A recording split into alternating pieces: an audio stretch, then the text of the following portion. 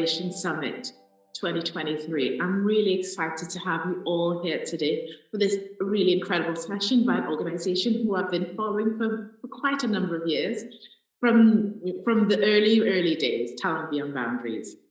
The Migration Summit 2023, organized by MIT React, NAML, Quran Foundation, is a month-long global convening designed to build bridges between diverse communities of displaced learners, universities, companies, social enterprises, policymakers, and governments around key challenges and opportunities for refugee and migrant communities. This year, we're exploring the theme of co-creating pathways for learning, livelihoods, and dignity. I just want to talk in 30 seconds about the song you just heard. That was written by one of our organizing committee, Marike, and by Patricia, a refugee, who's one of the alumni of the MIT React NAML program. And Marike has this method of sort of creating songs from stories. So we think, so that's why we open our session with it, because it's really part of who we are and part of the community which we're trying to create. So I will send you over to Noura, who is going to host the session. She's a Global Partnerships Manager for Talent Beyond Boundaries. Over to you, Noura. I'm really happy to have you guys here today. Great. Thank you so much, Lorraine. And hi, everyone. And thank you so much for joining. We're really thrilled to be here and to be hosting this session to discuss international employment pathways for refugees. Creating these pathways and facilitating opportunities is really at the heart of what me and my colleagues at Talent Beyond Boundaries work on every day.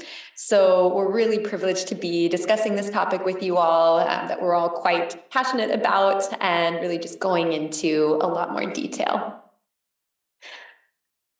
So just in terms of the objectives for today, maybe the next slide, I will note that, part of the inspiration for this discussion was recognizing the need for a very practical conversation on this existing solution. When we often discuss international employment pathways, or what are often called skilled migration pathways for refugees, we usually focus on very much the big picture advocacy of what these pathways should be, albeit we don't often spend as much time kind of highlighting exactly what already exists. And the reality is that there are thousands of visas committed by governments that are available for refugees to access now, coupled with very eager employers that are wanting to make offers. So today's discussion is really all about the practicality of how refugees can access these solutions, starting now, and what they need to do so. So I'm going to say the word practical probably 1,000 times throughout this discussion, but very happy to do so. So just concretely on what we're going to be discussing. We're going to start with just an introduction about skilled migration as a durable solution for refugees. So what it is, really understanding the core of it. We'll then review specific skilled visa programs that have launched, especially in Australia, Canada, Europe, and the United Kingdom. We'll then briefly look at a couple of key industries and the requirements that we've been seeing from working with employers, just to give a general background on that. We'll then jump into the meat of exactly how refugees can access these pathways and kind of the key options that are available to them. And then we'll conclude in a very exciting way by speaking with one of the professionals that we've gotten to work with at Talent Beyond Boundaries, who was able to successfully access a pathway from Lebanon to the United Kingdom. There's admittedly a lot of information that we're planning to share, but we've allotted about 30 to 40 minutes at the end of this session for a Q&A, just to ensure that we can answer any questions and make sure that everything is clear. So no worries, we are going to talk a little bit, but there will be a lot of time for discussion. But very quickly in terms of who we are. So my name is Noura Ismail. I'm the Global Program Director at Talent Beyond Boundaries. I'm currently based in New York. As noted, our mission at Talent Beyond Boundaries is fully focused on international employment for refugees. And I'm very privileged to be joined by Mariam Allat and Jana Al-Mawad, and I'll let them introduce themselves. Hi everyone. My name is Mariam. I'm the Global Program Manager at TBB. I've been with the organization for the past 4 years. Certainly the most memorable 4 years of my life. And yeah, I'm currently based in Beirut, Lebanon. I'll pass it to Jana.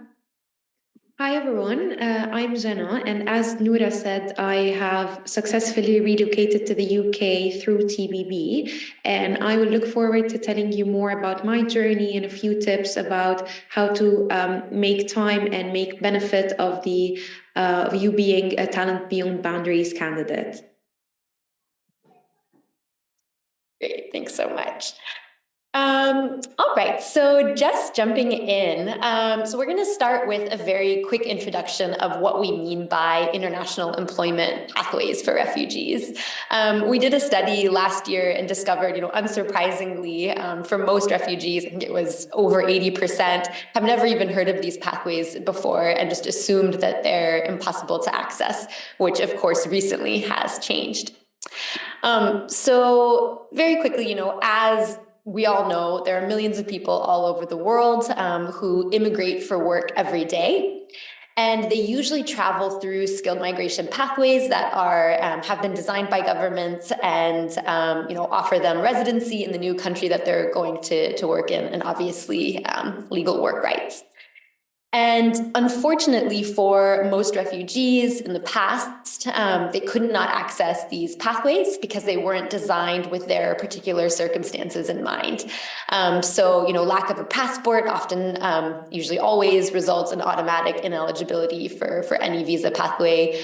Similarly, the inability to sit a required language exam that's required for a visa because you don't have a valid ID would result in the same result. Lack of recent work experience and the ability to show that proof, again, same result. With that said, in the last few years, the introduction of skilled migration pathways has occurred in a few select countries, which we'll discuss very quickly or very soon, to overcome these barriers in order to allow refugees to move internationally for work while securing their futures. So these pathways provide a safe and durable option that is complementary to resettlement. It doesn't replace that resettlement by any means, but it's very much complementary or an additional option to it. Employers hire and sponsor refugee professionals, again, just as they would do in any normal skilled international employment process. And of course, after that's done, this includes a full visa processing with the end result being permanent residency or a pathway to permanence on arrival for each refugee individual. In this way, it is very much separate to remote recruitment. Oftentimes when we talk about skilled migration or international employment, people ask about remote recruitment and why we don't focus on that. And I will say that's a wonderful solution in providing livelihoods to candidates very much at scale in the home country or the host country. But skilled migrations for refugees is really seen as a way to leverage refugee skills to enable them to leave their current situation where the candidates that we work with have no legal statuses, no work rights, and it's really enabling the ability to access a durable solution abroad. So I will note, these are pretty new pathways. They just began in the last few years. I believe the first pathway was launched in 2018.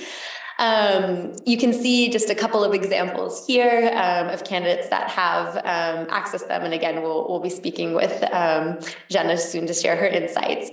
But it really, the solution, it's not for anyone from one particular background or one particular profession or industry. It really ranges across education levels and professional experiences. We've had mechanics, butchers, nurses, engineers. We'll go all into that detail, but just noting that it's really, the solution caters to where there is demand from employers all over the world. So next slide.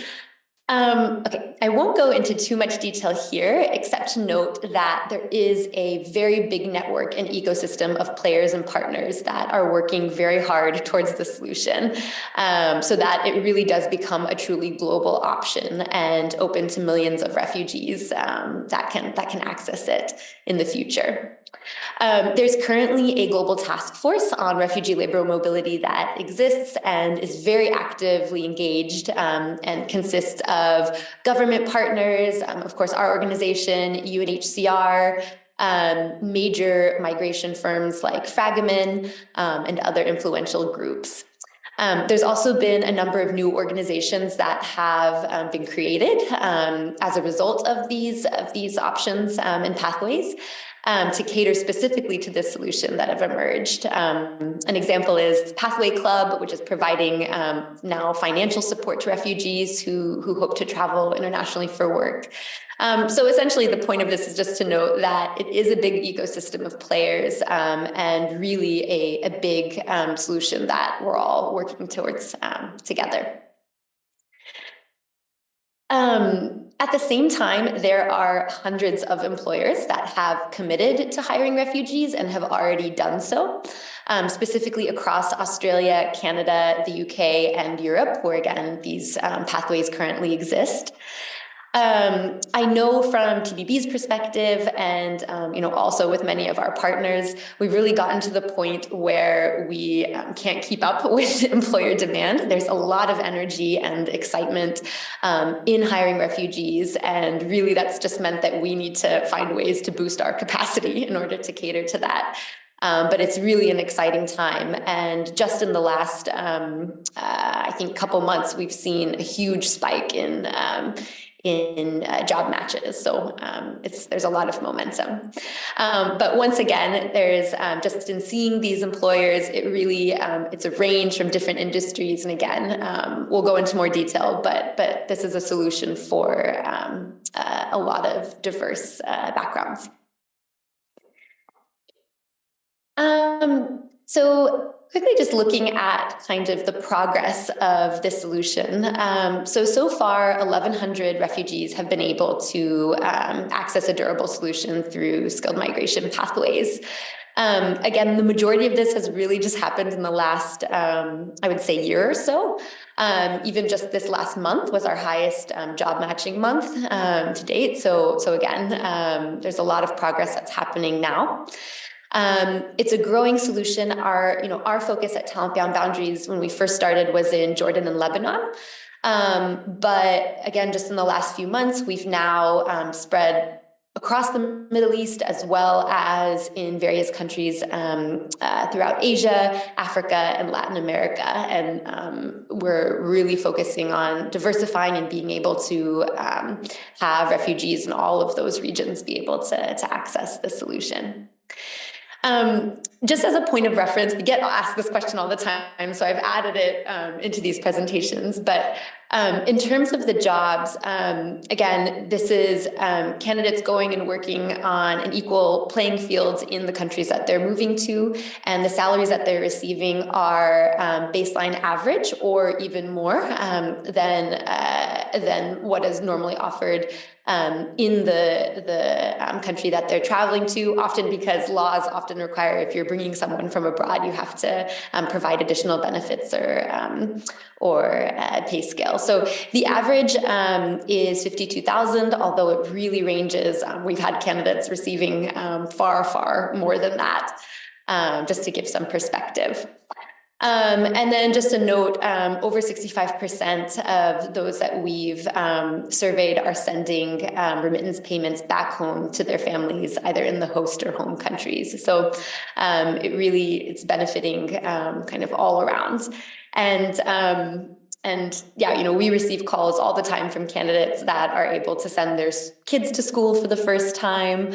One of our candidates in the UK was able to help pay for his brother to go to medical school. Another is now able to pay for his parents' medical bills.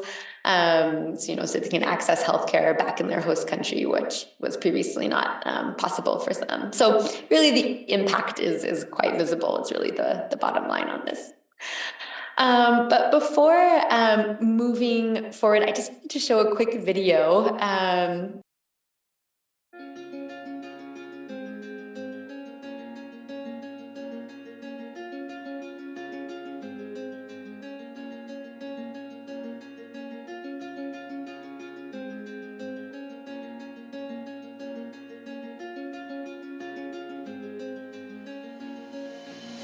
When we were in Afghanistan, when Taliban came, the woman couldn't have a job. And now in Australia, I have job, I have salary, I am independent now, and I'm making contribution here. I feel like I'm born again. It's a new life for me. I will not worry about my son's future anymore. Back in my home country, I had personal goals and plans related to my career. After they stamped the visa and I saw it, I felt that this is my personal breakthrough and that it's time to make actions and to prove to myself that I can do it. My dreams do come true.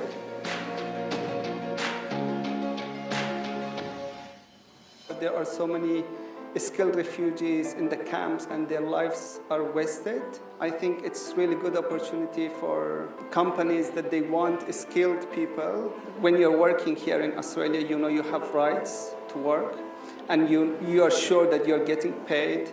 My family are happy about my settlement in the UK, especially that I'm able now to pursue a higher educational degree and I'm working in one of the best hospitals in the UK. From the first day for me here, I found they are really awesome. I had a dream, I have plans, I have a future goals to achieve. I had to flee Syria in 2012. We couldn't work legally. And we always worried about being sent back to Syria. After moving to Australia, now I'm able to work legally and I have rights. And I secured a job. My children live in safe and peaceful community and can access services and healthcare and education like any Australian children. Our life has totally changed. All the doors were locked actually. There is no life at all. I don't have big goals, just a stable life with my family and improve my IT skills. It's like someone in deep wall and you throw rope for him. We will always memorize these moments. My new life in Belfast is amazing actually. People in Belfast are very nice. Always treat you as a member of their family. You are a human, same as like other people. I'm really having fun, I'm really enjoying my time. After my country fell into the hand of Taliban, I had to leave my country and find a job in another country. I really appreciate, I'm so grateful for all the help and support I received. Now I'm here in Berlin, living and working. I'm so happy and I'm so grateful. For sure, this is a life-changing experience. I feel very lucky. It is actually like as a miracle happened to me, we can say.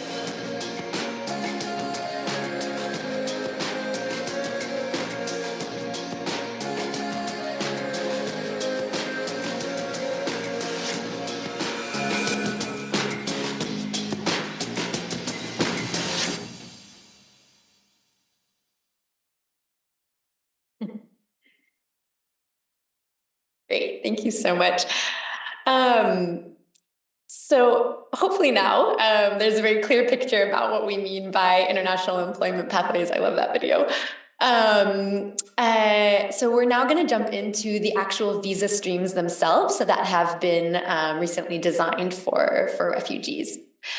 But first, just to reflect a bit on kind of the key principles that we follow, especially at Talent Beyond Boundaries, as do our partners in helping design these pathways with governments. I'll go over just kind of core 5 that we always emphasize. So the first is additionality and complementarity. First, we strongly advocate that these pathways and this solution overall is in no way a substitute for other humanitarian or resettlement streams that use different selection criteria. It's very much additive and genuinely complementary, and really just an additional outlet to allow even more people to reach security and safety. In equitable access, this solution is all about equity. Every visa program should overcome the barriers that block refugees from accessing them in order to, what we always say, level the playing field, so that skilled migration programs are equitable and accessible for all. In it being employer-led, it's fully an employer-led process and obviously very skills-based. We believe that employers know best who would make their ideal hire, and the entire model is really driven by demand. So we're trying to make things as streamlined as possible so that more businesses can participate. Next, in autonomy and empowerment, we believe in allowing refugees to decide and access whatever solution works best for them and giving them that option. We're also putting them at the center of the design process to help us continue to effectively build and scale. And then finally, I said it several times, just with protection and durable, this being a durable solution, ensuring protection is key to everything that we're doing. And so all of the schemes developed must have adequate protection safeguards in place. And they also must be built to lead to a durable solution, whether that be in permanent residency or citizenship in the third country, which again, we'll discuss in just a moment. So while advocacy, has been taking place all over the globe, the visa streams that we'll be discussing in this presentation really launched just in the last few years, as I noted previously, in Canada, Australia, a few countries in the EU, and the United Kingdom. So I'm going to be launching kind of into detail into each in just a moment, but just kind of as a broad overview, across these countries, there are commitments from over 3,000 skilled visas for refugees that are currently available and ready for access and placement. The majority are in Canada, so there's 2,000 visas committed in Canada. Australia has 200 places, and very recently, 3 countries in the EU signed on for a pilot for 250 people between Portugal, Belgium, and Ireland. And then the UK has also launched a new stream for 100 spots, in addition to 650 spots for healthcare workers in particular, and that's to cater to the high demand and need for healthcare workers. There's also expansion happening quite rapidly. We launched our US program last September and are working with the government on creating a pilot there. And just within TBB, our internal goal is to have 27 more countries added in the next 5 years, and we're quite confident that will hopefully happen. So hopefully next year and the year after, you'll see this list growing quite rapidly. And finally, just before moving on to the specific visas, I will just note that when I say 3,000 visa commitments that have been made, that's 3,000 visas for principal applicants, so individuals who are going to actually take the job and travel. That also, there's additional visas, of course, for family members, so including spouses and dependents. So this is really more than just 3,000, just to add. But so moving into kind of the details, I did see a question in the chat about whether these slides are going to be available. Absolutely, we can share these. And I will note we have a guidebook that we produced earlier this year that has all of these details written out. So I know there's a lot of information on these slides, but it's all available, and I'll share the link in the chat as well, just so that you all have it. But just so starting with Australia, with the skilled refugee labor agreement. So the first candidate to actually travel internationally through these pathways was to Australia. So it makes sense to start with it. Amongst the visa options, there's actually several different categories that refugees can take advantage of. Some are permanent, where you travel and you have permanent residency. And I believe there's one or two that are temporary, where you travel and then after a certain period of time, you can convert that residency into permanent residency and then eventually citizenship. But I will note that of all the cases that we've seen and worked with, they've all gone through a permanent pathway to date. In addition, in terms of language requirements, it's across the board. Australia has made it very simple, where for every pathway, you have to have an intermediate level of English or a 4.5 on the IELTS general exam across all bands. And the average visa processing time, it's about 2 to 4 months, albeit we just had a summit just last month where the government was committing to make that even faster. And for anyone who has applied for permanent residency in any country, you would know that that usually takes a very long time, oftentimes about a year or more, to be accepted. So the idea that 2 to 4 months, it's really outstanding.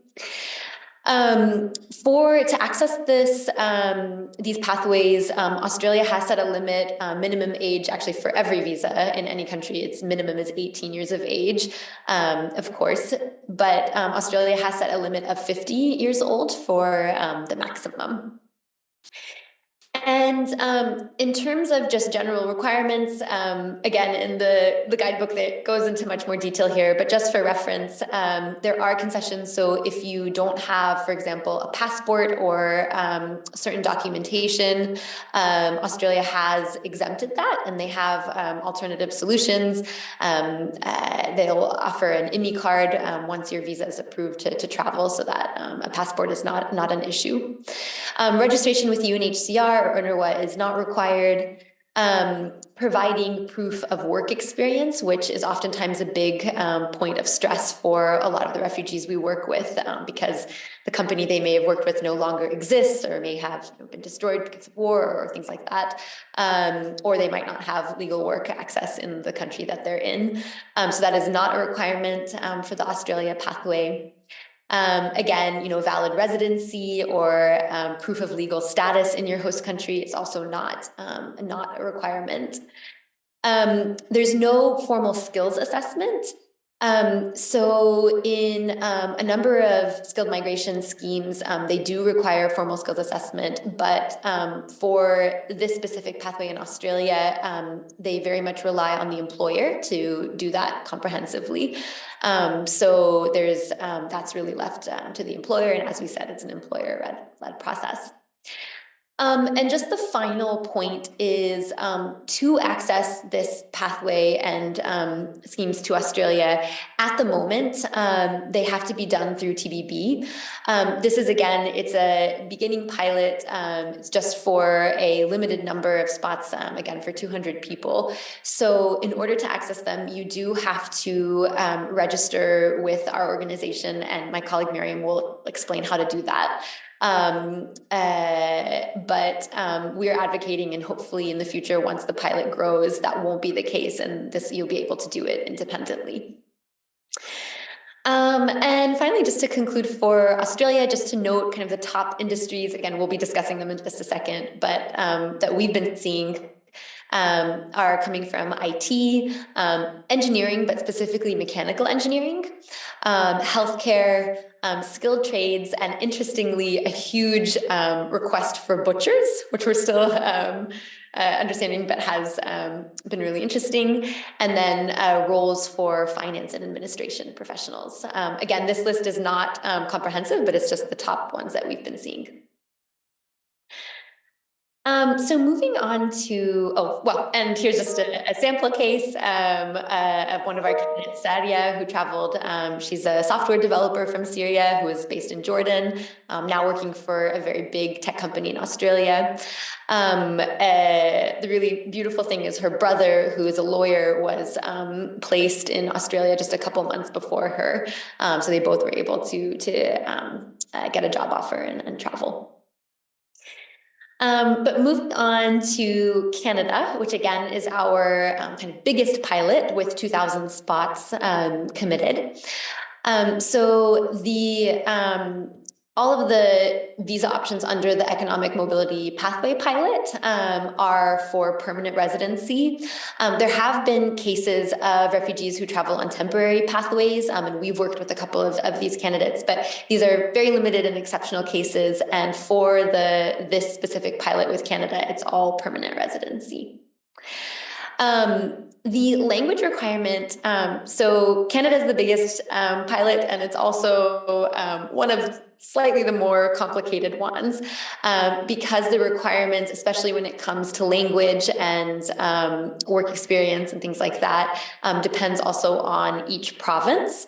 But generally across the board, the minimum requirement is an intermediate level of English, which is a minimum 4.0 on the IELTS general exam.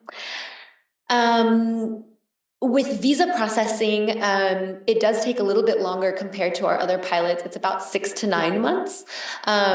The EMPP, this pilot, has changed quite a bit over the last few years, and so there have been candidates that have had to wait, unfortunately, a bit longer. But I know that the Canadian government is committed to making it move much faster and trying to keep it around 6 months, if not a little bit longer. So there is a lot of movement to make that faster.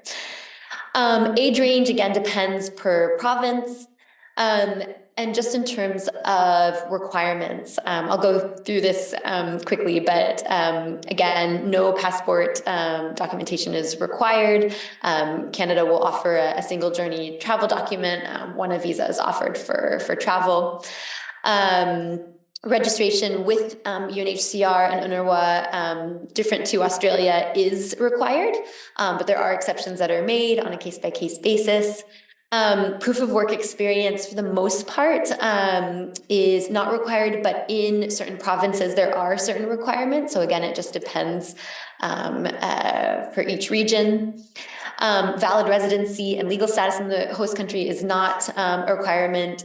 There's no skills assessment, and there is no referral needed from TPP. So anyone can access this, any of these visas today independently. So for any candidate that's on the line now who's able to secure a job offer in Canada, you can go ahead and apply immediately. And we'll share some steps on how to do that in a bit. But again, in terms of hiring industries, they're actually very similar to those in Australia. It's IT, again, mechanical engineering. We also get a lot of requests for mechanics directly. Healthcare workers, there's actually a huge demand for personal care workers specifically. Also skilled trades, and also butchers and finance and admin professionals. So again, it really ranges, but those are the main ones we're seeing. Moving on to, and again, another successful case from a candidate that was based in Iraq and now working as a chef. I realize I'm a little bit over time, so I'm going to speed through, but just this last one, just focusing on the EU and UK. So these are our newest pathways, and they are, for the most part now, still temporary pathways, but all with pathways to permanence.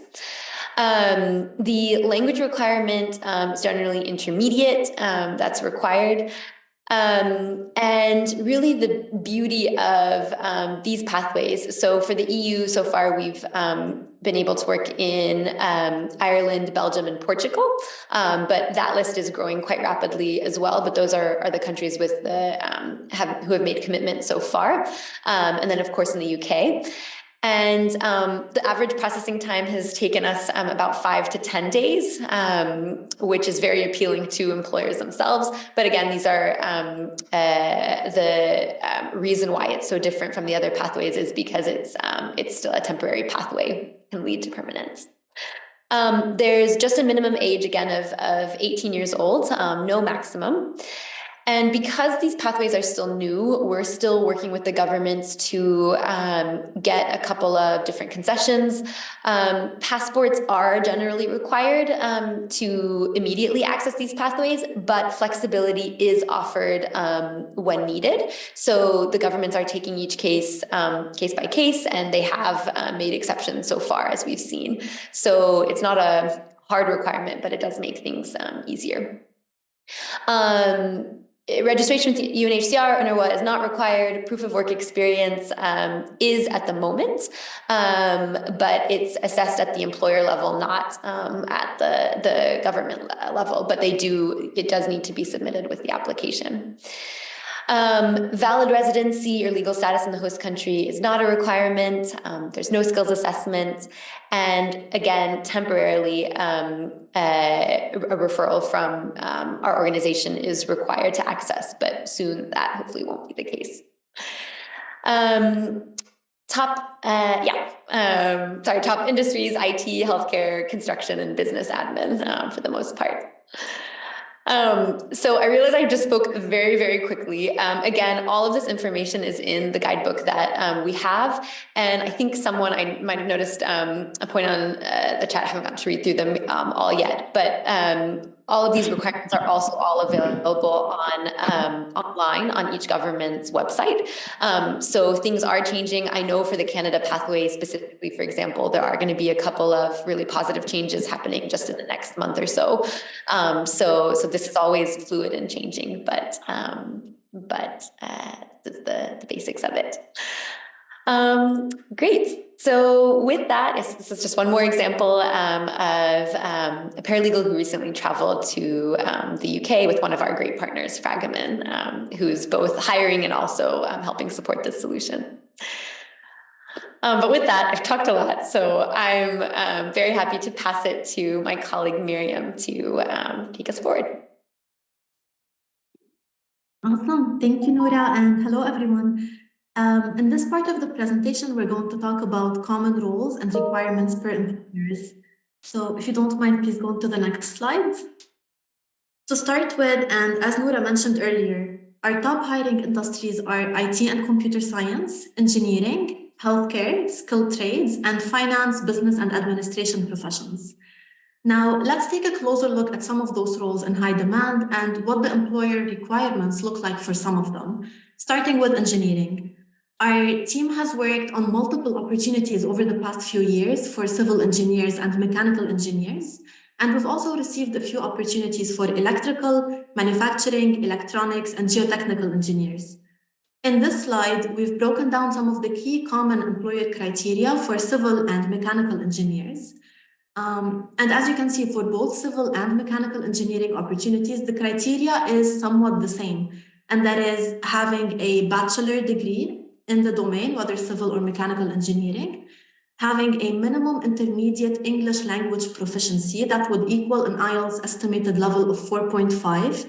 This is assessed by our team after chatting with the candidate and is not based on an official test, and having 1 to 2 years of relevant experience.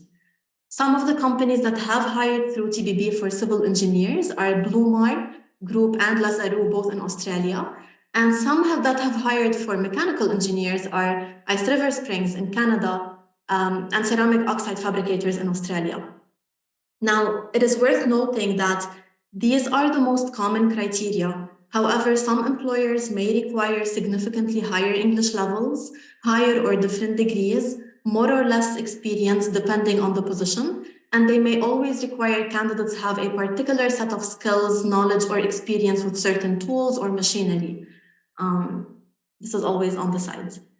Now, the second industry we're covering is healthcare. TBB and partners have been working with groups like the NHS in the UK under the Displaced Talent Mobility Pilot to respond to the 50,000 shortage of nurses in the country. We're also working with other private healthcare providers and doing another pilot with the Department of Health and Social Care to bring more experienced nurses into the UK. And this year, we've started to invest in a similar program in Canada to fill the massive gap in healthcare under the Economic Mobility Pathways Pilot, the EMPP. The most prominent professions we have under the healthcare pilot are nurses and personal support workers. However, we still often receive opportunities for other healthcare professions like lab technicians, physiotherapists, midwives, radiographers, and many more. And I saw one question in the chat box about pharmacy. It's also something we're working on for the future, potentially bringing in pharmacy aides as well. The common employer requirements for nurses are having a minimum associate or bachelor degree in nursing, having a minimum upper intermediate English level that is equals to an IELTS estimated level of 5.5. The reason why they ask for a minimum upper intermediate is because nurses later on will be obliged to take an official English test as part of their license to practice their profession in the new country. And the score required to obtain the license is an IELTS 7 minimum. And for the minimum years of experience, this would depend entirely on the country and on the employer. In the UK, for instance, most hospitals are happy to consider recently graduated nurses, while others may give preference to candidates with at least 1 year of experience. In Canada, this would depend entirely on the province, as some would require candidates to have minimum 1 to 2 years of experience within the past 5 years or within the past 10 years, and some may be a little more flexible. Now, overall, there's a strong desire for female candidates and a strong desire for nurses with background in mental or psychiatric health, as well as geriatric and elderly care. It's also worth noting that we've received opportunities for nurses and nurse aides in French-speaking provinces in Canada. So for some opportunities, French may be required instead of English. Now, next slide, please. Another role in high demand under the healthcare industry still is personal care or support workers, where the minimum requirements are having a high school diploma, having intermediate English, and there may be some flexibility in that area. And there's generally no minimum experience required, although as mentioned earlier, this could depend on the employer, the province, or the country itself. And there is preference for candidates with minimum 1 year of experience. Now, candidates put forward for the personal support worker role must be willing to work with patients from opposite genders, as the role itself requires that they perform personal hygiene and cleaning duties like bathing, grooming, dressing, washing, feeding, and providing one-on-one care for elderly patients in home care setting or nursing homes, as well as providing care for people with disabilities. Now, next slide, please. The third category is hospitality and skilled trades. Under this group, our team continues to receive opportunities on a rolling basis for chefs, butchers, as Noura mentioned, welders, and carpenters. We also work on opportunities for electricians, maintenance technicians, construction workers, and many, many more. For chefs, they're required to have a minimum high school diploma. There's flexibility when it comes to the English language, but on average, it's intermediate English, 4.5 IELTS, and there's no minimum experience required. Candidates put forward can be recent graduates, but there is a preference from employers to candidates that have at least 1 year of experience or have experience cooking certain cuisines or a certain range of cuisines. For butchers, no minimum education is required. English level is intermediate, and candidates must have at least 2 years of professional experience working at a butcher shop, especially with cattle, preferably with cows. Now, next slide, please. For welders, the minimum education required is high school diploma, while having a vocational degree or more can be a plus. Minimum English is intermediate, And there is no minimum experience required, although there is a preference for candidates with at least 2 years of experience in welding or metal fabrication roles. Carpenters is very similar. Minimum high school diploma, having a vocational degree or more can be a plus, minimum intermediate English, and there's no minimum experience, but preference for 1 year or more in carpentry role. Next, please, for the information technology and software developers, it's preferred candidates have a bachelor degree in computer science or computer engineering or other related field, but it's not required. It's requested that candidates have an intermediate or higher level of English, so minimum IELTS 4.5 or above, and at least 1 year of experience. Now, for IT and software developing roles, it's important to note that employers may give preference for candidates who can provide a technical portfolio for the technical project that they've completed. It's also helpful for candidates to be proficient in some programming languages like Python, JavaScript, C#, C++, PHP, and many more. And cloud developers and cybersecurity specialists are also in very high demand. Finally, for the last slide, if you may, the last group we're going to talk about is business and finance. It's required that candidates have a bachelor degree in accounting, finance, or other related field, depending on the position itself. There may be flexibility when it comes to English, but in general, a minimum intermediate English or IELTS 4.5 is recommended. And for the work experience, some employers may be happy to consider recent graduates, while others may give preference to candidates that have 1 year of experience, especially when it comes to audits. And some of the hiring companies we've worked with under this group are EY, Accenture, and Deloitte, who are currently hiring with us as well. Now, part 4, please. This is another section where we're going to be discussing identifying options for accessibility. How can you access international employment opportunities? How can you receive this support in the visa process? Including registration, where I saw some questions in the chat box as well. First, let's talk about the eligibility criteria. Each employer and each government pathway has its own specific criteria regarding skills and qualifications. However, all candidates must also meet the following in order to be considered eligible. A, candidates must be 18 years of age or older. B, they have to be refugees, stateless people, or individuals displaced from their home country and are unable to return permanently because they would face danger there. And finally, candidates must not currently have access to any other durable solution, such as citizenship or permanent residency in a third country where they would have access to their full rights. Now, what are the options for accessibility? Option 1 is facilitated recruitment through TBB or partners. Option 2 is autonomous access through independent recruitment, and we're going to talk about each. Option 1 with the facilitated recruitment. Under this option, TBB or partner would connect the refugee candidate with an international employment opportunity. And if they prove to be eligible and suitable for the opportunity, and if the employer chooses to shortlist them, do an interview, and make them an offer of employment, then TBB or partner would also facilitate the candidate's immigration and relocation process.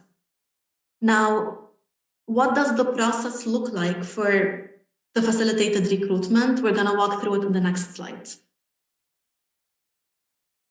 First, the employer would specify which roles they need filled, and they would provide us with a job description. Our team would then search in our database of over 60,000 registrants and growing, and filter according to the employer's criteria and according to the immigration requirements, and we would get in touch with the potentially suitable candidates to determine their eligibility for the program, learn more about their qualifications, assess their language levels, and determine their suitability for the opportunity. Once we have a shortlist ready, we would share it with the employer, and it is then up to them to review the CVs and determine who they would like to shortlist for an interview. TBB would help coordinate and facilitate the interviews. However, it is entirely up to the employer to decide who they would like to interview and who they would like to extend offers to. If unsuccessful, TBB would ask the employer to provide feedback as to why the candidate was unsuccessful, so we can learn their weaknesses, the gaps, and try to overcome them in the future. And if successful, and once an offer of employment is made and contracts are signed, TBB then supports the employer, the candidate, and any immigration providers to submit the visa application, monitor the process, and ensure smooth visa processing. Although it is worth noting that the actual issuing of the visa cannot be guaranteed by TBB or the employer and would depend entirely on the government. Now, once the visa is issued, TBB helps the employer prepare for the arrival of the new recruit and connects the candidate and their family members with settlement service organizations to ensure their smooth integration in the new community. Finally, once the candidate relocates, TBB would continue to provide support via regular check-ins with the employee and their direct managers for up to 1 year. Now, next slide, please. In order to be considered and be part of TBB's program, candidates must register on our talent catalog by going to tctalent.org and creating a profile. In order to create a strong profile, it's important that candidates register their correct contact information, their accurate and correct educational qualifications, language skills, and employment history. You may also attach supporting documents like a CV, diplomas, and add any other documents of your choice. It's also possible to register and create a profile in many languages, including Arabic. However, it is recommended that you try and create a profile in English if you are able to. I would also like to mention that TBB takes data protection very seriously, and all information mentioned on the profile is confidential. Now, next slide, please. The benefits of facilitated recruitment are trusted and eligible employers and guidance during the recruitment process, while the drawbacks are high competition with other refugee candidates and limited industries. And in the next slide, you're going to find a picture of the first cohort of nurses to travel via TBB in September 2021.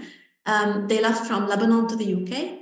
And since then, we have had more than 200 additional refugee nurses travel and join them, as well as many others that have received offers of employment and are currently in visa stage.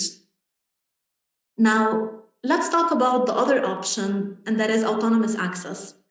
Under this option, refugee candidates would have independently secured a job offer and then approach TBB to facilitate the visa process. And in the next slide, you're going to see in the process that we've completely skipped over the outreach shortlisting stage and jumped straight to recruitment, where the candidate themselves have connected with the employer already, went through the application and interview process on their own, and have successfully received a job offer. It is after the job offer that TBB can step in to support the employer, the candidate, and any immigration provider to submit the visa application, monitor the process, prepare for arrival, and ensure the candidate and their families are supported. Additionally, similarly to the facilitated recruitment process, our team would also continue to do regular check-ins with the employer and candidates for 1 whole year after relocation. Now, the benefits for autonomous access are customized and targeted job searches and potentially faster recruitment. The drawbacks are misinformed employers and potential for ineligible employment opportunities, given TBB was not involved in the early stages to help inform the employer and explain the process. In the next picture, you're going to see Ruqayya, a former Afghan refugee who arrived in Australia in March of this year after securing a job offer with Animal Logic Netflix, who happened to be actively recruiting via TBB at the moment. And TBB assisted Ruqayya with her visa process and relocation process, given she had already secured the job offer directly with Animal Logic. Now, before I pass it back to Noura, and sorry to throw all that information on you, but I would still like to address some of the frequently asked questions we usually receive, including timeline. I registered, right? Like I created a profile on your website, now what?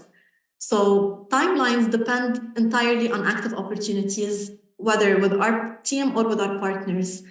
When we receive an official opportunity, it's only then that we get in touch with the candidate and contact them, depending on the skills and qualifications listed on their profile. This means that a candidate may not be contacted by our team or our partners unless there was an opportunity in the pipeline that is potentially suitable for them. This could be a matter of days from when they register, months, or in some cases more, depending on their qualifications and depending on the opportunities we receive. For the costing, in general, the employer would be responsible for covering a large percentage of the cost associated with the candidate's travel. However, this would differ on case-by-case basis, depending on the employer and depending on the candidate's circumstances and associated costs. There are also loan options that we can help facilitate through some of our partner organizations to help support the candidate in covering necessary remaining expenses. Next is the visa application. TBB and partners would help connect the candidate to an immigration lawyer once they receive an offer of employment to help them through the visa application stage. The visa application processing time would differ based on the country and could be a matter of a couple of weeks, 3 to 6 months, 6 to 12 months, or sometimes more, depending on the country and on the global circumstances. When it comes to the lack of documentation, it is possible to apply with missing documents like the passport, diplomas, letters of experience if you're not able to provide them. But the level of flexibility when it comes to missing documentation would also differ and depend on each country and on each pathway. Some pathways may be more flexible than others. Finally, for the dependents, candidates may choose and have full right to include their nuclear family and direct dependents in their visa application. This means spouse and children. It may not be possible to include parents and siblings, but this is reviewed on a case-by-case basis, depending on the dependent's circumstances. I know some of you may have more questions to share, as I've seen in the chat box, and we will leave room towards the end for a session of Q&A. But before we do so, I'll pass it back to my colleague Noura to take us forward, and thank you for listening. Thanks so much, Miriam. Yes, I know this is a lot of information. Thrown in the chat just a couple of links that potentially are useful. Again, we'll have some time to have a little bit of Q&A, and also very welcome to email us at any point if you have any further follow-up questions. I'll share that as well. But I'm very excited now to pass it over to Jenna. She's currently calling from the UK, where she relocated to from Lebanon last year. While she was in Lebanon, as a Palestinian refugee, she received her master's degree in media studies. But was limited in her career options after graduation due to her status. Shortly after, her husband Ahmed secured a job offer at HCA Healthcare as a nurse via TBB, and the company also offered Jana a role as a recruitment coordinator. She's not only thrived since assuming her role, I'm just gonna fangirl for a moment, but she's managed to get promoted as talent acquisition specialist and was actually named employee of the quarter for her outstanding performance. I'll also note that her husband has also since been promoted from a staff nurse to an associate orthopedic clinical nurse specialist. So they're just such a power couple and such incredible representatives. So very happy to pass it to Jenna to share some of her experiences. Thank you so much, Noura. It's a pleasure being here, speaking to all of you and sharing some few tips of what I found useful and I still find useful being connected with TBB. Just to touch on a point that Miriam actually mentioned, which is the timeline. And I think that was like my first thing on like my first point in the tips, which is patience. There is no guarantee on the timeline. For example, with my case, I have registered with TBB in 2017. And the first time I was contacted regarding an opportunity was in 2019. And just as Mariam said, your CV will be matched with the employer, and then they will have a look. And if they would like to shortlist you, then you get to the interview stage. I interviewed with an employer and went to the second stage of interview. And then unfortunately, COVID happened. So I just couldn't like proceed with that one. The whole world was on a hold for that. And then I was approached by TBB for another opportunity in 2021. So again, in regards to timeline, it's there is no guarantee, and it really depends on the opportunity. So just be patient and be sure that if it's the right job for you, it will come your way no matter what. The other point, and as I can see from the questions in the chat, is the English language. Although some countries do require like the minimum score, which is a 4 or 4.5, while others require more.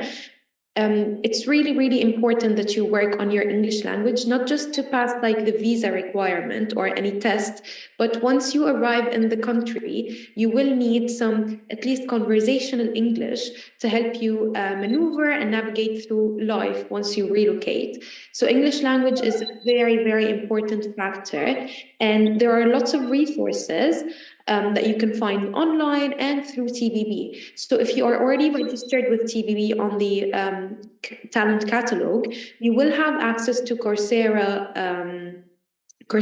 courses. And on Coursera, you will find lots of courses about English. If you're interested in IELTS, then there are courses about IELTS as well. So do work on your English language, even if it was just conversations with your friends. I saw someone in the chat said we can all work together on our applications, and I think that's a great idea. If you make sure, like I remember, this is funny, but when my husband was going through the application, and he had it in his mind that he wants to work on his English, we agreed that for like every day, for like 4 hours, we would only converse in English and not talk in Arabic at all. So small things like this would help you, really, trust me. The other tip that I would say is your CV. Make sure your CV is organized.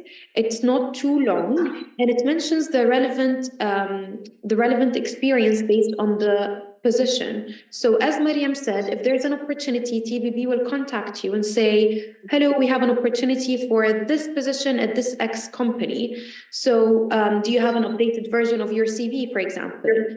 Do not use the same generic CV for all positions, because it depends on your position, on the position you're applying for. You will need to tailor your CV based on that. So if the position is in software development, and I'm not an expert, but I don't know, like JavaScript maybe, and you have worked previously on a project in that domain, make sure you mention the project and the tasks under your position at that X company. So make sure you're tailoring your CV and not just using a general one to all the positions. Next on my list would be LinkedIn. I would very much encourage you guys to go on LinkedIn, sign up, create a profile, connect with all your friends, colleagues, people at TBB, your potential employer, if you already have like a certain company you hope to work for someday. But LinkedIn is very, very important in helping you build a network and connecting with others. So make sure you have a picture, a good picture that's not a selfie, preferably. Make sure in the headline it states clearly what are your skills, what can you bring in, and that you are open to work. The more you grow on LinkedIn, the more opportunities you will find. As Mariam said, if you are not going for the first pathway, which is the like through the assistance of TBB, and you want to find your own job, LinkedIn is a great place to start. You can just like mention your skills, your previous experience. If you have any nice achievement you want to share, that's your place. And again, make sure you connect with people you know first, and then grow to other companies, or like, as I said, people at TBB, or people at like previous places you've worked in. Other than that, if hopefully you make it to an interview stage through TBB, Interview preparation is very, very, very important. You can reach out to TBB for help through the interview prep stage. I did. They helped connect me with someone who can do a mock interview for me, and that was very, very helpful. I'm more than happy to like help you guys prep for interviews. If you want someone to review your CV, if you want some help preparing or registering on LinkedIn, I'm more than happy to help with that. But yeah, interview prep is very important. Make sure you research about the company that you're matched with. Make sure you prepare some scenarios in your head, because eventually it's a competency-based interview. So if it was a software developer, maybe there will be like a technical test, but otherwise, in my case, if it's in recruitment, in admin, it's going to be a competency-based interview. So they will ask you questions with scenarios, just so that they can know if you are suitable for the position. So the more you prepare, the better. And honestly, it's all about persistence, just knowing that you will get there when it's the right time. As I said, I started with TBB in 2017 and was matched with a job in 2021. So it took me around 4 years, but I got there, and I'm so happy and thankful for this opportunity. It was indeed life-changing. So just like, keep that goal in front of you. Never give up. Make sure you're always developing, working on yourself. As I said, Coursera is a great, great, great platform. Just make sure you're keeping up to date with the trends in the marketplace, and keep on working on yourself. And I'm pretty sure eventually you will reach your goal. Thank you, and so sorry if I went over time. No, you're amazing. Thank you so much, Jenna. As always, so inspirational and just incredible. So now we thought we would just jump into a bit of a Q&A. I know there's been a couple of questions in the chat box. I'll just address maybe two that have come up a few times, and I know some people have been private messaging just about regions where refugees are based and who can actually access this solution.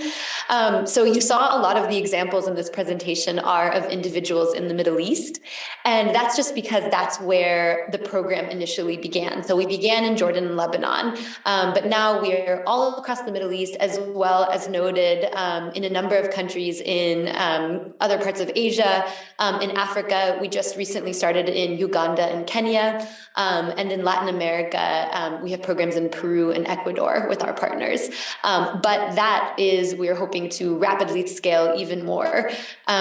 So again, the examples here are just because that's where we initially started the program, but it's very much now global, and that's why we encourage individuals from all over to register with the talent catalog in order to access. And just the one other point, just about timeline. So as Jenna was saying, yeah, you have to be patient, especially if you're looking to get a job offer through our program, just because the opportunities that come are very random and, may fit your skill set or may not.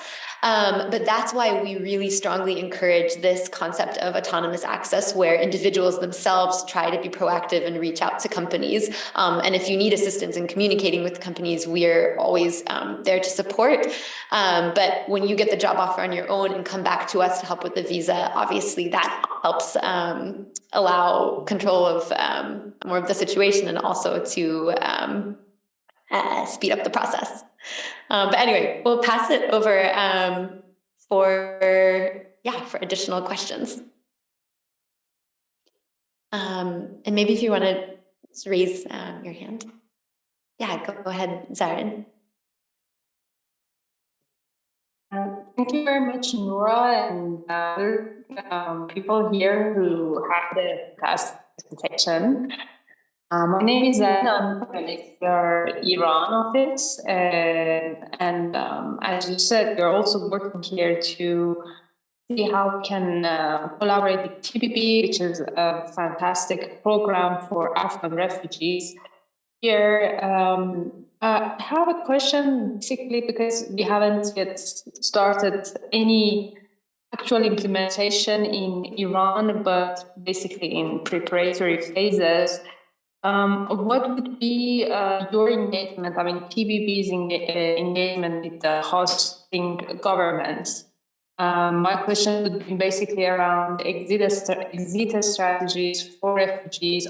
It's basically part of it with UNHCR. But I'm interested to hear TB experience. Like, has there been any kind of challenges for releasing refugees for in terms of documentation or other type of things, or it has been smoothly done in your experience? I've got a lot of more questions, but I'll stop here. Thank you.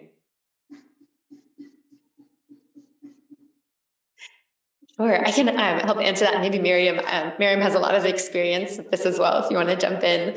But within the pilot stage, nothing was smooth, but thankfully it's becoming smoother as we gain more knowledge and develop. But absolutely, it's very key to be able to engage with the host government when we can. That hasn't always been the case. Sometimes they're not necessarily as interested, but we never officially launch into a country and give a full green flag until we've established that we have a pathway to get people their exit permits when necessary, or the ability to have them leave.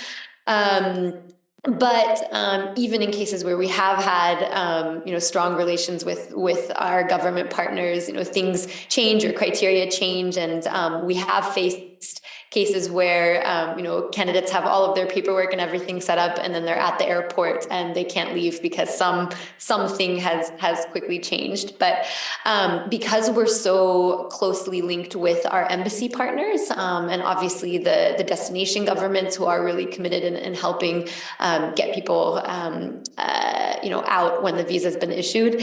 In the cases where there are issues, usually we pull in their support and they're able to, speak with the host government on a case-by-case basis when necessary. But I don't know, Miriam, if you have anything you want to add. No, this sounds good. I'm so sorry. The question was cutting up for me. But from what I heard, I think you covered it. Is there anything else you'd like me to address? No, thank you. That's great. Thanks. Okay. Imad?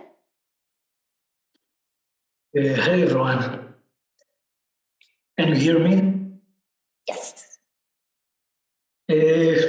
First, good afternoon or good evening or good morning. I don't know, maybe too many. We have different time, of course. I am a Palestinian based in China, Beijing, and I am an asylum seeker here in China. I did my master's degree here in information and communication engineering. And I don't know if you know about the situation here in China, but I think it's much complicated than other places, because here in China, we are not allowed to do any activities. We can't work, we can't find any job. Before a few days, I was in contact with UNHCR, and they suggest that I can apply in your system. And I already applied my file in your system, in your platform, and I'm waiting. But I can't leave China, of course, now. And also, as you know, it's not easy to find any opportunity or outside China. It's not easy because usually they don't trust the employees, they don't trust other people.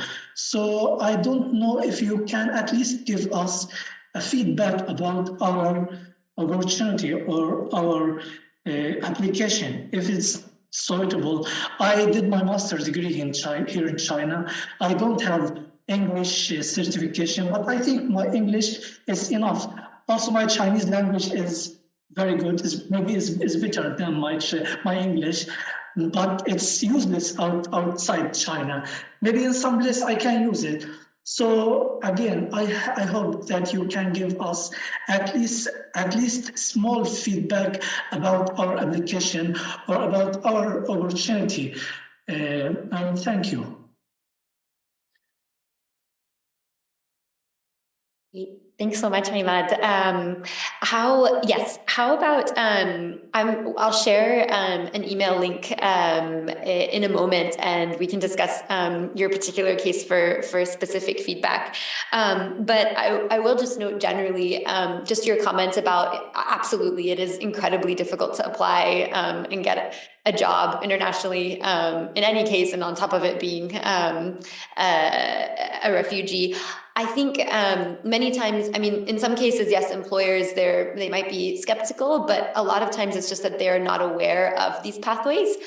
So when you apply, you could share that information, or again, link us up, and we'd be happy to assist in that process. But like I said, very happy to discuss your application.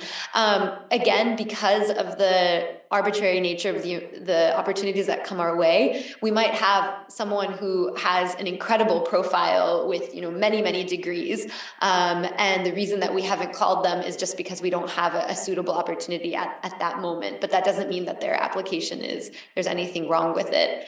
So unfortunately, it's really based on so many different factors. But very happy to communicate with you, and like I said, we'll share our general email. Thank you very much.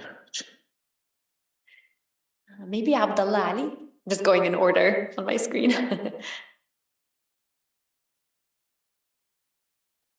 Hello. I'd like to ask something about the medical majors in general. I've got a bachelor's in medical laboratory technologies, and I've asked many refugee programs. They all told me that medical majors in general are not that asked for. Is this true? Do you have any idea about these majors? Yeah, I can answer this one. This is for a lab technician. Is that what you said? Yeah, medical laboratory technician or medical laboratory scientist. Okay, perfect. So while we haven't received an official opportunity yet for a medical technician, we were close to have one not too long ago, but it wasn't an official one. But while we haven't received one yet, there is always the chance that we might receive one in the future. We know in the UK there might be demand for medical lab technicians. In Canada as well, there might be demand for medical lab technicians. So there's never harm in registering your profile, adding your skills and qualifications.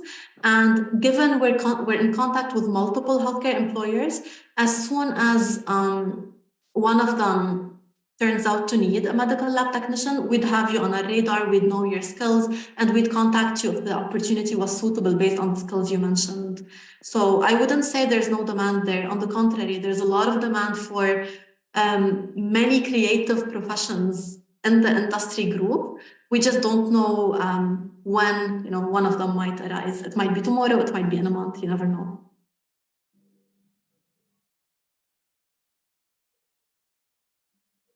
Thank you. Absolutely. Ali Ahmedi? Yes. Hi, everyone. Ramazan Mubarak for those who are fasting. Well, thank you so much for the information that you shared. My question would be in two parts. One of them is, let me give a background about myself. So I'm an Afghan refugee in Indonesia. I've been here since 2016. And currently I'm working for a startup company based in London, UK, but it's a remote job. So I was wondering if, is it possible that my company try TBB, and from the TBB pathway, I get a visa to go to London, if it's possible. And another question on top of it would be, my family are in Iran, and in case it's possible, how would be the situation with my family? And will they get the chance to join me or not? Thank you. Yeah, absolutely. Great questions. So just first, in terms of your current employer, yes. So there's 2 points. One, if they're willing to sponsor you, so there is, to bring someone, they have to pay a certain fee to the government and also to cover certain expenses. So if they're willing to sponsor you, and also if they meet just certain criteria that the UK government has set, there's just a couple, then they would absolutely be able to do that. Again, connect with us. We love cases like this. So we'd be very happy to look into it and connect you. In terms of your family in Iran, so most of the visa pathways, they allow for, if you're married, to bring your spouse, and to bring, if you have dependents, children. Family members like parents or siblings aren't usually included in the actual visa stream. But that said, once you get the visa and travel to the destination country, each country has different criteria that can allow for family reunification or request of your family to come. So after you travel, there are usually a couple of different options. Awesome.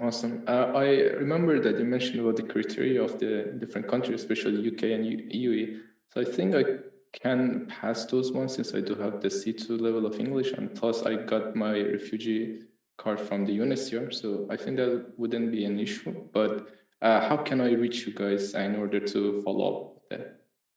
Yeah, no, great. I'll put my email now in our general email, and it'll be sent.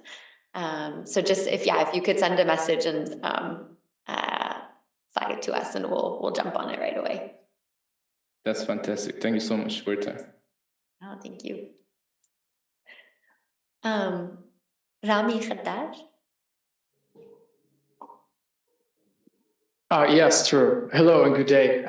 First of all, thank you for this informative session, and I'm glad to know you all. But I have a question, please. In terms of the selection process, is it open for all individuals, or it's just for like refugees comes in first place, and then displaced, and then the rest? And I would like to know something also in addition. I am a member of TUB, like it's gonna be a year almost, and I've been working on myself. I got access to Coursera. I'm taking several courses, uploading my certificates, updating my CV, but unfortunately I'm still unlucky to get matched yet. So there is a process of just pressing the button of nominate yourself. I'm nominating myself to all the kind of related job fields. I am a IT professional. I am IT administrator. I work a couple of jobs in Lebanon. I have experiences written on my CV, but I would like to know if there are any more extra recommendations, and if my situation is able to be having any chances among the situations of refugees or displaced people. I'm a legal resident in Lebanon, Syrian, and I would like to have a chance to travel abroad, to work outside the country, so I can accelerate my career. And that's it. Thank you so much. Hey, Miriam, do you want to answer this one? Absolutely. Actually, if you want to just message us, I don't know, Noura, if you've shared our email yet, but I'm happy to share it in the chat box. If you want to message us and maybe share your reference number, that way we'd be able to visit your profile, given you mentioned you applied a year ago, and make sure everything's good. I'm not sure if you've been in touch, if someone from our team has been in touch with you before, but I can at least check if the profile is missing any information and advise accordingly. I'm also happy to check with our recruitment team if there is anything, any opportunity that is active at the moment that might be suitable, for your skills. We'll definitely get in touch to, share more information and put you forward. But maybe start by sending us the email with your reference number, and then we can take it one-on-one and advise accordingly.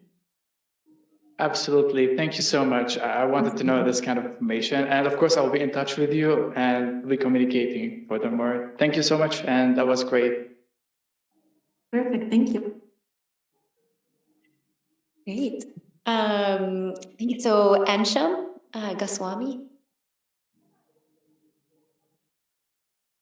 Hi, Noura, and hello, everybody. So my question is with respect to how you explained that this is a whole ecosystem and like there are a lot of organizations working all together. And of course, it's very important for all the organizations to come together and work on this issue. I just wanted to understand that is there any referral mechanisms within the organizations who are working? So say for example, if we talk about Canada, like there are a lot of organizations such as Talent Drift Canada, Jumpstart Refugee Canada, Talent Beyond Boundaries is one of the major actors in this.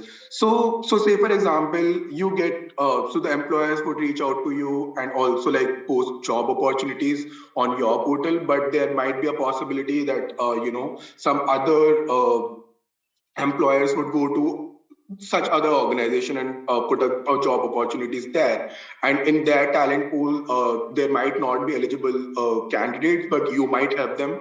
And so is there any referral mechanism which is already in place where you could kind of refer these cases or pass on this information about eligible candidates and such? Thanks.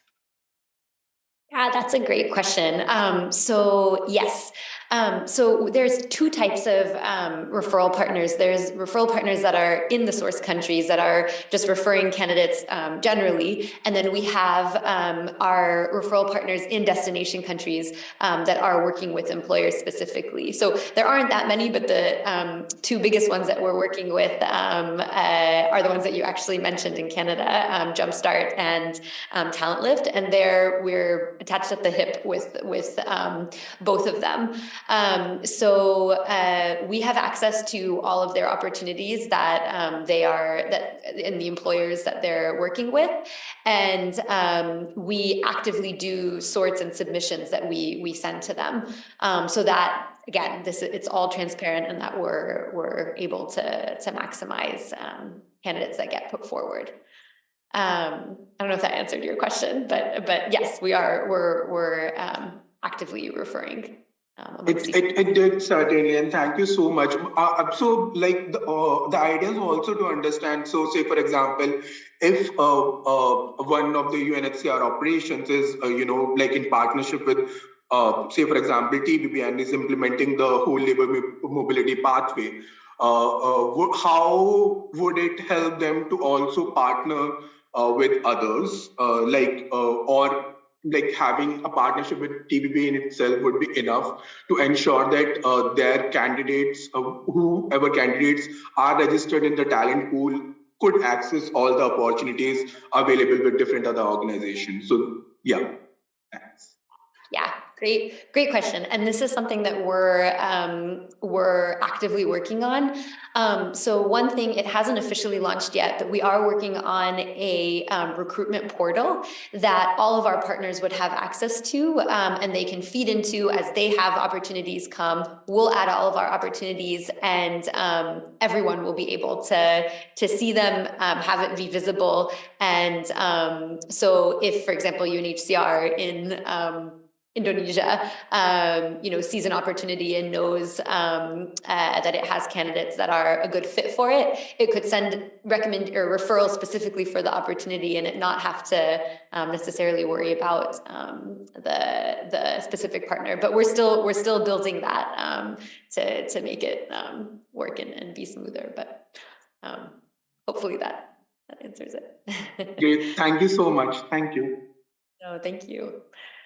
I know we're just out of time. Maybe we'll take one more question from Frank. But this has been so wonderful, and I really appreciate it. And for anyone that still has a question, again, you're welcome to email us, and we can keep chatting.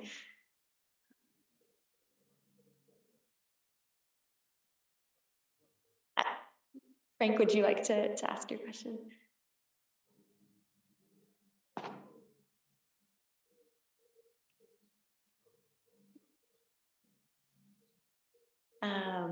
Or maybe, I'm not sure we can hear you. Maybe Frank, actually, just so that we don't hold people over for too long, maybe you can also just message us after. And I see Lorraine just turned on her video, so I'm guessing you're ready to kind of, but we can continue for a couple of minutes. Maybe just you can take the next two questions if not.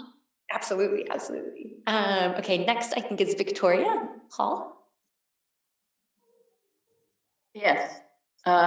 Yes. Good morning. I have a couple of questions. Do you have a short list of companies that are somewhat familiar, even if they haven't yet given any refugees visas, who are somewhat familiar with this process? Because I'm working with 3 Afghans, and I've tried to reach out to some Canadian civil engineering companies, and I get nowhere. I mean, I just get a blank wall. I'm talking to or reaching out to senior people. And it seems to me that if any of those companies were somewhat sensitized to the idea, then that would help direct the autonomous process a bit. And I actually am trying to help these people because they worked for a company of mine in Afghanistan. But one of them, for example, he's actually pursued by the Taliban. So I'm not sure if he can go on LinkedIn, for example. I mean, they're actually after him by name. So there are certain things that are not so easy to do. He's a qualified civil engineer. But I would be willing, for example, with some of these companies that are not quite there yet, with my refugees, because I owe them, I'm committed to them, I would help with the costs. I would help with some of the costs of relocating if that's going to be a problem for them. I'm very happy to do what I can. I'm just an individual. I'm not a charity or anything, but I want to do my best. So you know what I mean. Rather than doing a random. Try to randomly reach civil engineering companies. Are there, do you have some that have said, oh, we might, but haven't quite got there yet? Because I know it sounds like you have a bottleneck, just dealing with all the opportunities that you do have. Yeah, absolutely. I can jump in here. Yes, no, really great question. We do have a short list of companies. I'm very happy to connect after and kind of discuss further, especially, if you're willing to cover certain costs or things like that. That definitely is very appealing to a lot of employers. Yes, let's discuss after, but we definitely do. And just one note, just in terms of kind of getting employers on board, you're absolutely right. It can be extremely challenging, and we are working with a group of employers to try to help us in terms of figuring out what needs to be done to kind of educate and convince employers that this is doable and the right thing to move forward. But yeah, let's definitely connect.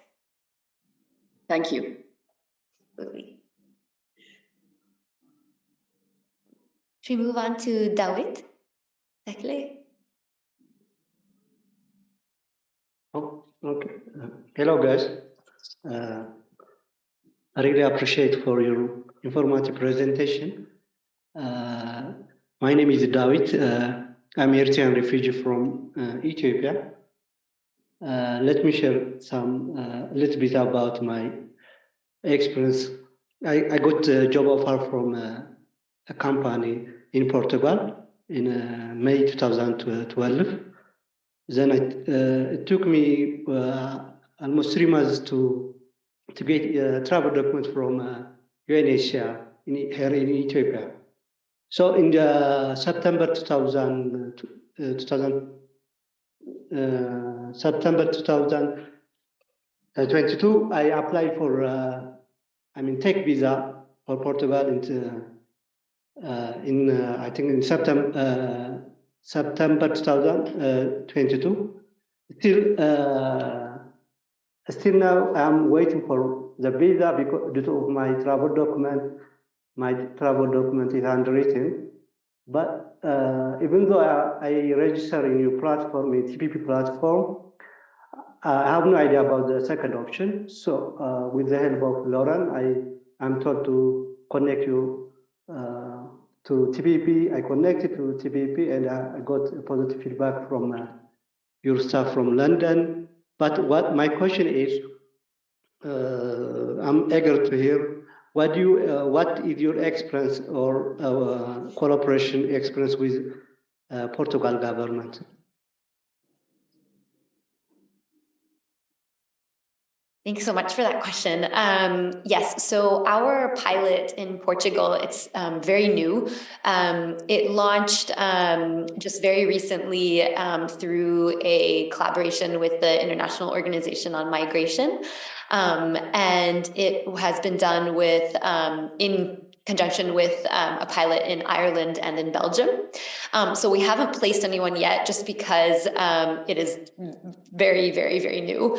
But they've just made a commitment across those 3 countries for 250 visas. And the government is very excited and seemingly very collaborative. So we're very optimistic. Yes, I shared a link just about that program, and I can share it again. It's called DT4E. In regards to your specific case, I'm really glad you've been in touch with our UK team, and who knows, maybe then you'll be one of our first candidates to travel there. Those are pretty much most of the details that I have at the moment. Okay, thank you. So much. Great. Mikal? Okay, thank you firstly. It was very, very, very astonishing presentations that we that I've been listening. So, well, my question is actually, firstly, let me start introducing myself. My name is Mikal. I'm an Eritrean refugee as well, live in Ethiopia. So there is like, there can be this, my question sort of now I'm raising is, it can be an advocate as well. And that's, there are a lot of different kind of displaced peoples in Ethiopia. And you can see them, there are like people who have a lot of talents, but they couldn't match with the right kind of opportunity. It can be job or maybe in educational wise, or there can be some different, there can be different issues. So what I want to just raise is, it would have been very interesting. It's like companies, even organizations like TBB or others, where there can be a little programs where it focuses, as you were mentioning, there are in Uganda and Kenya. I guess I've heard there are a pilot program that have started, but it would have been very interesting as well. Ethiopia also for the refugees to have an opening either in jobs or any pilot things. That's one of my requests actually. Thank you. Definitely. No, thank you so much. Ethiopia is on our list, and as are several more countries. So no, I absolutely, and hopefully we can expand there soon. It really, it comes down to, the way that our expansion has happened really has been dependent on partnerships, and also kind of going back to one of the earlier questions, just how quickly it is that we can ensure that we have a process set up to ensure people can exit safely when it comes to it. But definitely Ethiopia is on the list, and hopefully we'll be there soon.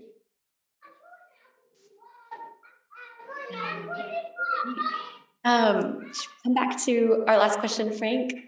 No, we're quite over. Hello, everyone.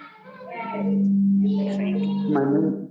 My name is Frank from Burundi. I am a refugee in Malawi. I have a long time before. Do you hear me? Yes. Hello? Yes, I can hear you. Yeah. My name is Frank from Burundi. I am living in Malawi. I am a refugee in Malawi. I had a long years in camp with refugee.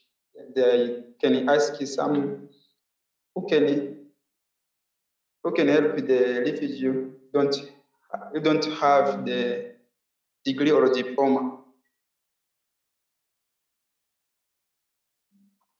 Just to confirm, your question is what about refugees who don't have a degree or a diploma? Is that your question? That's who can help the refugee who they don't have a diploma. Yeah, absolutely. So this is actually a great question as well. So just to emphasize, not every visa pathway and not every employer, it requires a degree or a diploma. It really just depends on the profession and the industry that they'll be traveling through. So we have had in the past, especially skilled trades positions, where that wasn't a requirement, and instead just years of experience or the ability. Yes, about yes, the refugee who don't have the diploma or degree. Yes. Yeah. So that's what I'm referring to. So it's not a requirement for all employers or the visa pathways. It just depends specifically on the position, the job position, and certain which country that it's in and what they require. So it's not an overall issue. That makes it clearer. Thank you. Yeah, no, thank you. Great. I think that's all of the questions. Thank you, Noura and Miriam. That was such a fantastic session, and I hope we really answered all the questions that you have. And you know, and I think that the fact that so many pathways have opened and so many countries are opening, it's a really good sign that this is something that can be scalable, which is what I know that the TVB wants. So I'm really pleased to see the progress and you know, and to everyone in the audience, I know that it might seem quite challenging, but you know, as Jana said, you know, it takes time, and there are pathways there. So Noura, Miriam, and Jana, I want to thank you so much for this incredible session. I hope we answered your questions. And actually, before I end, I want to give a shout out to Ali. I love the fact that you're working remotely. This is what NAML does. We sort of support remote work. So it's great to see that there is a pathway through starting work where you in your host country, and then eventually building the skills, getting money, and then hopefully getting TVB to support. So it's a great example. So Noura, I hope that we can do this. So Ali, please be in touch with them. So thank you very much. I really am so appreciative of this session. Have a really lovely day, everyone, and Ramadan Kareem for those who are celebrating. Bye. Thank you so much. Bye. Bye. Thank you.